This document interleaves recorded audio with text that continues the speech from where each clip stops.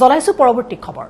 সামগ্ৰীত অব্যাহত আছে বন্যহস্তীৰ সন্ত্ৰাস শিঙিয়া ভকতগাঁৱত নিশা বন্যহস্তীৰ উপদ্ৰৱ আৰু লণ্ডভণ্ড কৰিলে এটা পৰিয়ালৰ বাসগৃহ ক্ষতিগ্ৰস্ত নীলাম্বৰ বৰা নামৰ লোকজনৰ বাসগৃহৰ বিস্তৰ ক্ষতিসাধন হয় আৰু এমাহৰ ভিতৰতে বন্যহস্তীয়ে দুবাৰকৈ ভাঙিলে ঘৰটো কেৱল মাত্ৰ আতচবাজি ফুটাই হাতী খেদাত ব্যৰ্থ বন বিভাগ আৰু গাঁওখনত নিশা হলে এইদৰে উপদ্ৰৱ চলাই দিনৰ ভাগতৰ সমীপৰে এখন হাবিত অৱস্থান গ্ৰহণ কৰা বন্যহস্তীৰ যাকে মুহূৰ্তত আমি জনাই আছো যে আমি ধাৰাবাহিকভাৱে সম্প্ৰচাৰ কৰি আহিছো হাতী মানুহৰ সংঘাতৰ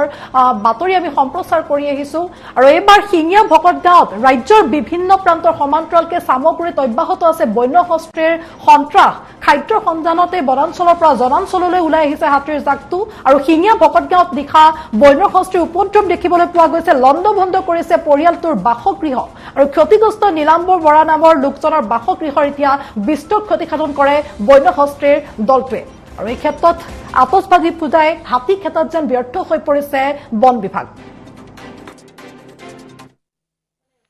মোৰ নাম লীলাম্বৰ বৰা